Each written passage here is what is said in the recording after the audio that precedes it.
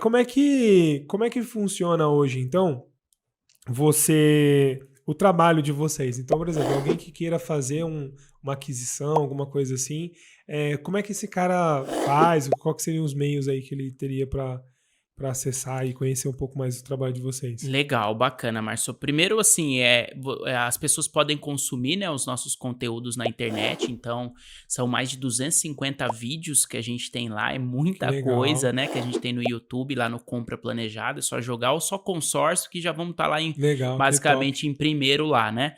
Além disso, a gente tem cursos que, né, são os nossos infoprodutos para quem quer se especializar e eu quero de fato entender como é que funciona esse mercado de consórcio e rentabilizar em cima, virar um investidor, ou quero fazer uma alavancagem patrimonial com consórcio, então tem essa possibilidade também. Fala um pouco mais de alavancagem patrimonial. O que seria isso? Seria basicamente o seguinte, hoje, por exemplo, eu vou comprar um imóvel, né, vou financiar. Muitas das vezes você financia, você já fica tomado no Bacen, né, e no Banco Central. Dificilmente, se tem um financiamento imobiliário, o banco vai lá e te emprestar mais dinheiro, né, ele vai falar que você está bem atendido.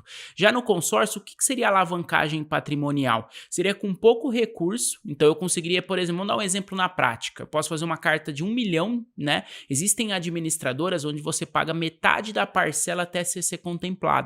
Então, num consórcio de 1 milhão, a parcela dele seria em torno de uns 5 mil reais, mais ou menos 5.500.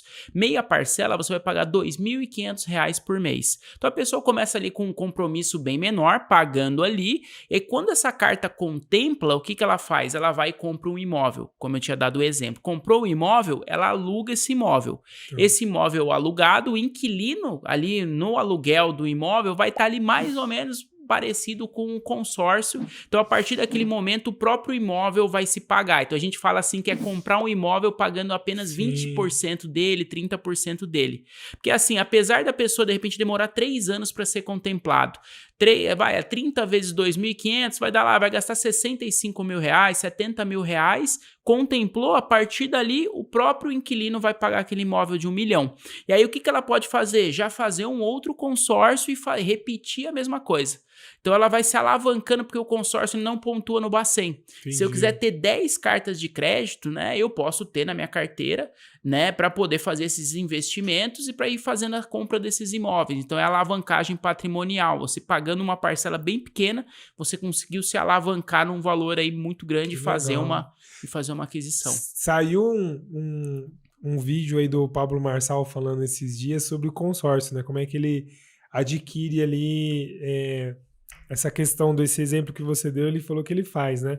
Que ele compra um imóvel, aí ele termina de pagar o imóvel e depois ele usa o próprio imóvel como crédito também. Tem essa Isso. opção, né? De você, ao invés de comprar, você dá o seu bem como garantia. Isso é possível? Legal, essa é uma discussão assim bem complexa, sabe, Márcio? Assim, por lei, se a gente pegar ali a legislação 11795, né, o consórcio ele é usado para você comprar bens ou serviços, então Tá, não para levantamento de dinheiro ali tá. próprio, né? Então o Banco Central ele não permite. Porém, existem brechas, né, na legislação e algumas administradoras se especializaram dentro disso, né? Então trazendo mais um canal, mais um nicho para utilização Sim. de uma aplicação do produto. Então, assim, existem brechas onde você pode fazer, por exemplo, uma aquisição de CPF para CNPJ ou o contrário, CNPJ para CPF. Então, eu tenho um consórcio no nome da minha empresa e eu tenho um imóvel meu, eu simulo uma compra. Então, a minha empresa compra o meu imóvel, no final do dia eu vou continuar morando lá e o dinheiro é pago para quem está vendendo o imóvel, né? É uma Entendi, forma. E entendi. existem empresas que não são todas administradoras que conseguem ali juridicamente passar isso como se fosse uma reforma para o Banco Central. Então acaba que ele consegue ele mesmo alienar o imóvel dele, passando ali como uma reforma estrutural, algo do tipo, que vai conseguir Que levantar parte legal. desse recurso, né? Mas esse é um ponto interessante que você falou. Nem todas fazem.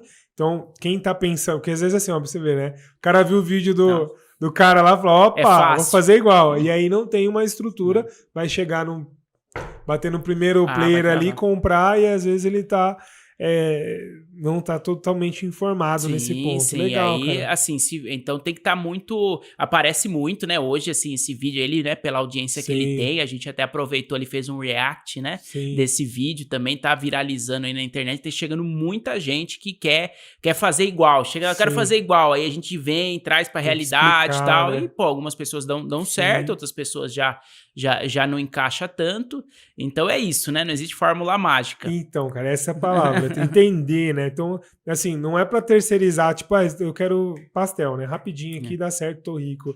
É entender que existe um método, uma fórmula de poder utilizar aí as ferramentas para dar certo, né? Sim, exatamente. Cara, que legal. O que eu ia te perguntar? E o lance embutido? Como é que funciona essa ferramenta aí? É viável, não é viável? Como é que funciona no dia a dia isso aí? Legal, isso é uma coisa que gera muita dúvida, né, entre as Sim. pessoas, né? O lance embutido, ele foi criado aí há algum tempo pelas administradoras, hoje basicamente quase todas as administradoras possuem, né? Que nada mais é do que o empréstimo do lance. Então existia um problema antes no consórcio, que era o quê? As pessoas queriam entrar no consórcio e ter mais chance de contemplação. E muitas delas não tinham dinheiro para ofertar lance. Então a primeira administradora viu como uma brecha de mercado para oferecer isso para os clientes, onde você pode pegar parte da sua carta de crédito e ofertar como lance, como se fosse do seu bolso. Normalmente é estipulado aí 25%, 30% da sua carta que você pode utilizar como lance, né? Então, só que assim, tem que ter alguns cuidados. Por quê? Porque no final do dia, você faz uma carta, por exemplo, de 1 milhão e você deu 30% de lance embutido, você está pegando 30% da sua carta, que são 300 mil, e dando de lance. Se você for contemplado, esse valor vai ser debitado da sua carta, você vai receber 700 mil. Porém, a taxa de administração, ela é cobrada pelo valor contratado, e o valor contratado foi 1 milhão, e não 700 mil que é o recebido. Então, a taxa de administração, quando a gente faz o custo efetivo total do seu consórcio, ele aumenta, né? Porém, tem que fazer a conta. A minha recomendação enquanto especialista é não partir de mais de 30% de lance embutido, porque senão você aumenta muito a sua taxa de administração. Você está pagando, por exemplo, taxa de administração sobre 1 milhão, tá pegando 500 mil na mão. Então, e tem a questão também de entender, porque se você não tem muito recurso, às vezes, se todo mundo usar a mesma estratégia que você, também, teoricamente você não mudou muito a realidade, né? Você teve aí só mais custo. Então tem que entender o que encaixa, né? Porque esse é um ponto que às vezes é oferecido como a 8ª maravilha do mundo, nem sempre encaixa no perfil não da aumentam pessoa. as médias, como você falou, né? Então a pessoa, o meu é melhor, te empresta 50% de lance embutido, aí você vai ver as médias de lance estão em 60, 70, porque todo mundo faz, e no final do dia só a diferença que a pessoa colocou do bolso que vai, que muda mesmo. Que vai mudar mesmo. Que aí é ouro padrão, se ele tivesse 20, 30% ali próprio, já seria muito mais fácil ele contemplar se não usasse esse mecanismo. Como assim? Tem outros administradores que acaba sendo um benefício, porque você às vezes consegue ali contemplar apenas usando o recurso da carta. Em alguns grupos estratégicos ali, porque existem, Márcio, só para você entender, 3 tipos de grupos de consórcio. Existem os grupos novos, grupos em andamento e grupos terminais. Então, como é que funciona isso? Basicamente como se fosse uma corrida, né? Então, no começo lá, numa corrida, todo mundo sai ali rasgando no começo, tá com fôlego todo, é um grupo novo. Grupo novo, por exemplo, imobiliário vai ser um grupo de 200 meses, grupo de automóvel vai ser em torno de 80, 100 meses, é um grupo novo que tá começando, o prazo é longo, a parcela é baixa, só que o lance é bem mais alto, porque é concorrido. A partir do momento que vai rodando ali, ele vira um grupo terminal. Então, um grupo que era 200 meses, ele tá em 150 meses. Consorciado que vai entrar nesse grupo, se tiver vaga, vai pagar uma parcela mais alta, porque o prazo está em 150 meses. Só que a média de lance está mais baixa. Por quê? Consórcio é igual uma fila, as pessoas vão sendo contempladas, elas vão saindo. Então, aqueles lances altos vão derrubando, então o lance já está mais atrativo. Em contrapartida, você tem aí o grupo terminal, que tá no finalzão, lá no final da maratona, tá todo mundo só no trotinho, já tá morrendo, né? Chegando lá na linha de chegada.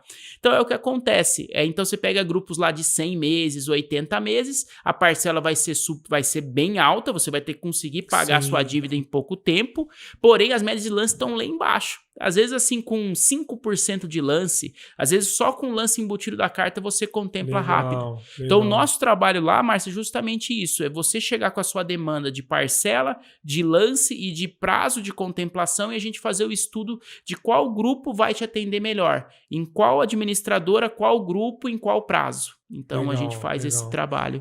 Aí é entender mesmo, né? Porque numa dessa aí acaba sendo uma boa, até para alavancagem mesmo, né? Sim. Se o cara tiver condição financeira, ele vai comprar um imóvel sem juros ou só com a taxa administrativa ali rapidamente, né? Porque ele entra num grupo mais terminal aí, como você falou, e ele quase não coloca dinheiro, né? Então ele já pode fazer essa estratégia de contempla e aí coloca para alugar ou ter Total. A retorno financeiro. A gente tem trabalhado muito com investidores no mercado imobiliário, pessoas que compram, constroem, vendem, construtora, e eles utilizam essa estratégia.